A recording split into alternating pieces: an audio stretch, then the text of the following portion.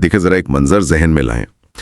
फ़र्ज़ करें एक बहुत बड़ी और मुनाफा बख्श कंपनी है जी अच्छा। और उस कंपनी का जो सीईओ है उसका अचानक इंतकाल हो जाता है। अब जाहिर है कुर्सी खाली है, नया सीईओ तो आना है ना। हाँ, कुर्सी तो खाली नहीं रह सकती। सही। अब उस इदारे में एक बहुत ही सीनियर एग्जीक्यूटिव है। उसने अपनी जिंदगी के कई साल इस कुर्सी का ख्वाब देखने में गुजार दिए। उम्र में भी बड़ा है तो वो पुरुम्मीद है कि अब बारी उसी की है। लेकिन फिर कुछ और ही हो जाता है। बिल्कुल। एन वक्त पर बोर्ड ऑफ डायरेक्टर्स उसे बिल्कुल नजरअंदाज कर देते हैं और एक बहुत ही नौजवान और मकबूल शख्स को नया सीईओ बना देते हैं। क्योंकि उस नौजवान का बैकग्राउंड ज्यादा स्ट्रांग था और लोग उस पर भरोसा करते थे। जी बिल्कुल, यही वजह थी। अब आप खुद सोचें उस सीनियर एग्जीक्यूटिव का क्या रिएक्शन होगा। क्या वो चुप करके ये फैसला मान लेगा या फिर गुस्से में आकर किसी दुश्मन कंपनी से हाथ मिला लेगा और अपनी ही कंपनी को तबाह करने पर तुल जाएगा।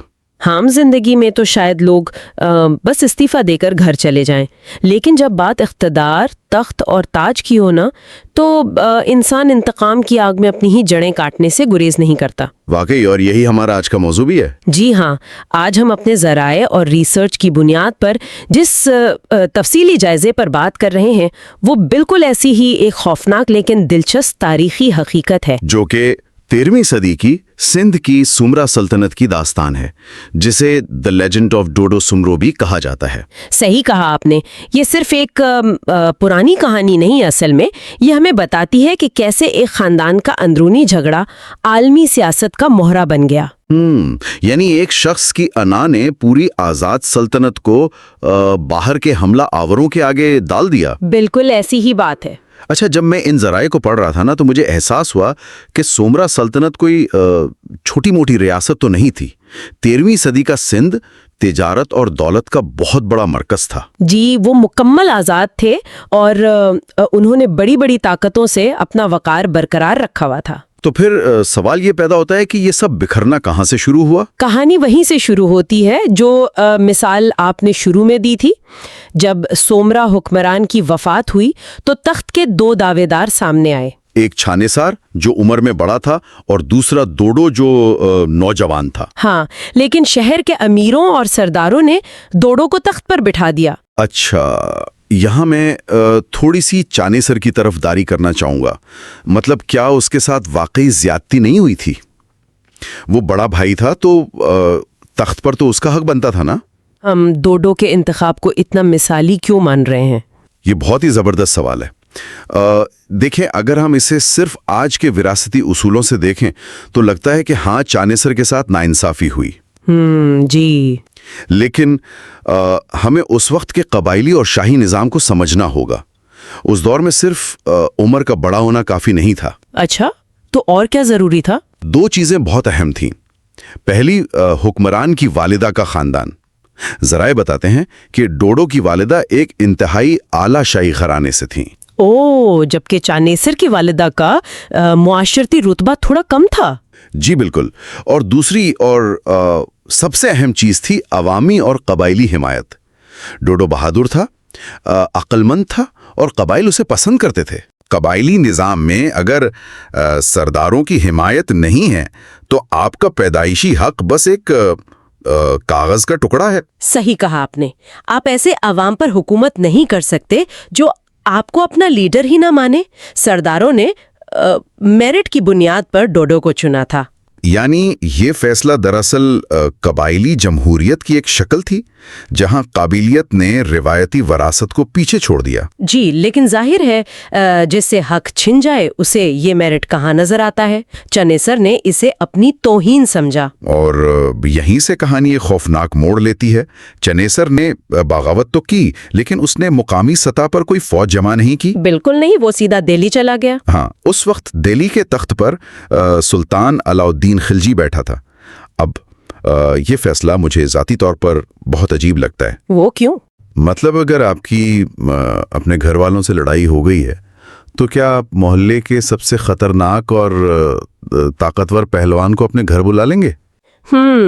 यहाँ असल में आलमी सियासत का एक बहुत अहम पहलू सामने आता है, जिसे हम कंट्रोल का वहम या इल्यूजन ऑफ कंट्रोल कहते हैं। अच्छा, वो कैसे? चानेसर के जहन में ये चल रहा था कि वो دہلی کی فوج کو ایک طرح سے کرائے پر لے رہا ہے۔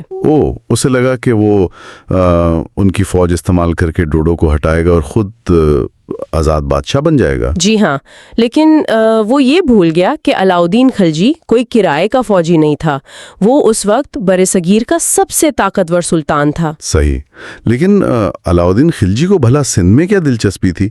وہ کیوں ایک مقامی شہزادے کی لڑائی میں کود پڑا؟ اس کی وجہ بہت واضح تھی۔ اصل میں اس وقت دہلی پر منگولوں کے لگاتار حملے ہو رہے تھے۔ تو ان سے بچنے کے لیے اسے ایک بہت بڑی فوج چاہیے ہوگی۔ بالکل، اور بڑی فوج کے لیے بے پناہ دولت چاہیے تھی۔ سندھ اس وقت اپنی تجارت کی وجہ سے بہت امیر تھا۔ یعنی خلجی کی نظریں پہلے سے ہی سندھ کی دولت پر تھیں۔ جی ہاں، اسے بس اندر داخل ہونے کا کوئی بہانہ چاہیے تھا، اور چناصر نے یہ بہانہ اسے تھالی میں رکھ کر پیش کر دیا۔ واقعی یہ تو بہت بڑی غلطی تھی، اور خلجی نے چناصر کے ساتھ ایک بہت بڑی فوج سندھ بھیج دی۔ اور یہ کوئی چھوٹی موٹی فوج نہیں تھی۔ ہاں، ذرائع بتاتے ہیں کہ اس فوج میں بختر بند گھڑ سوار، ماہر تیر انداز اور جنگی ہاتھی شامل تھے۔ یہ اس دور کی جدید ترین ملٹری تھی۔ جی بالکل۔ اب ذرا سوچیں، جب یہ خبر ڈوڈو تک پہنچی ہوگی تو اس پر کیا گزری ہوگی؟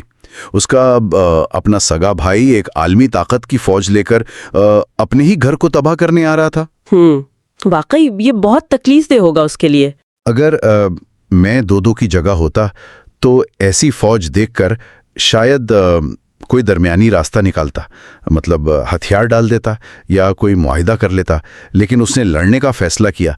کیا یہ خودکشی نہیں تھی؟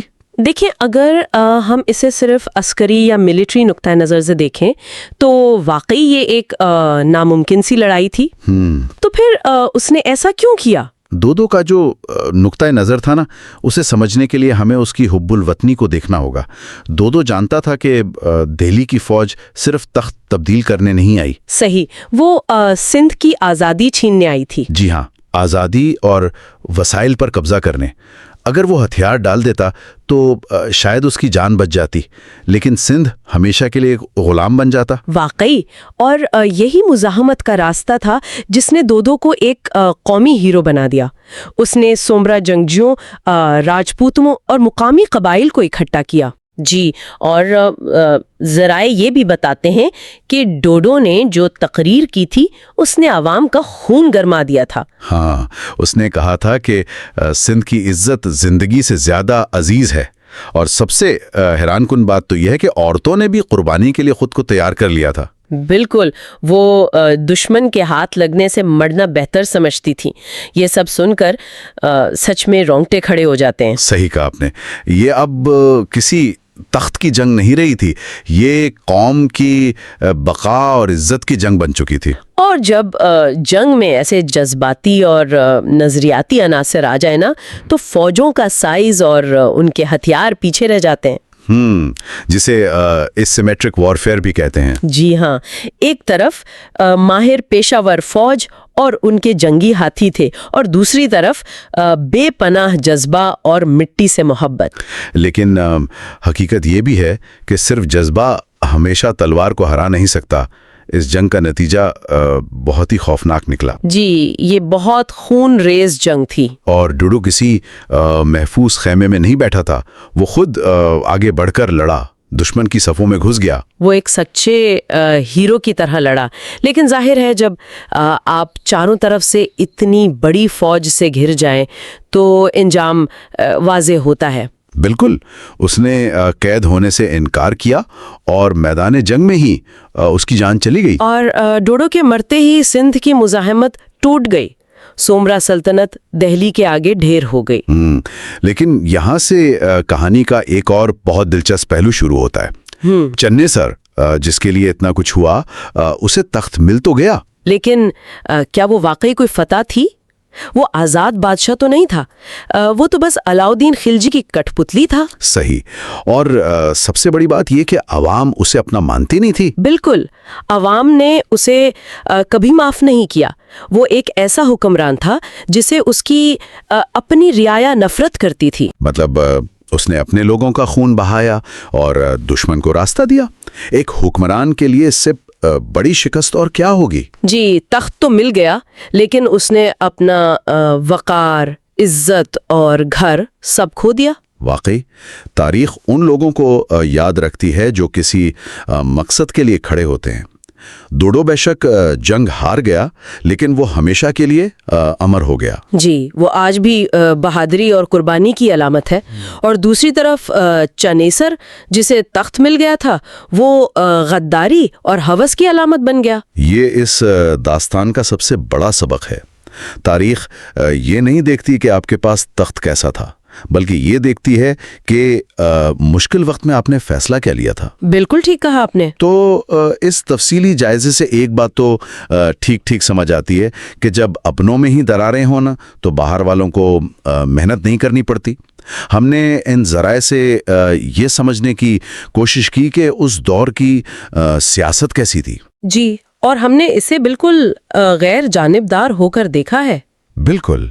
اب آج کی اس گفتگو کو میں ایک ایسے سوال پر ختم کروں گا جو واقعی ذہن کو جھنجھوڑ دیتا ہے۔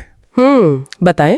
ہم نے دیکھا کہ چونیسر کی بغاوت سے خلجی کی فوج سندھ آئی، لیکن اگر چونیسر اپنی انا کو مار لیتا، دادو کو حکمران مان لیتا اور دہلی نہ جاتا تو کیا سندھ واقعی بچ جاتا؟ یہ بہت گہرا سوال ہے نا؟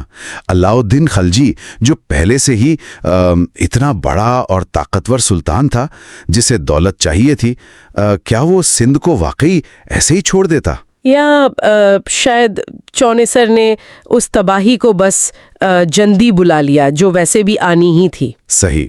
اس سوال کا کوئی ایک سیدھا جواب تو شاید نہیں ہے، لیکن ہم یہ ضرور چاہیں گے کہ ہمارے سننے والے اس پر خود بھی تھوڑا غور کریں۔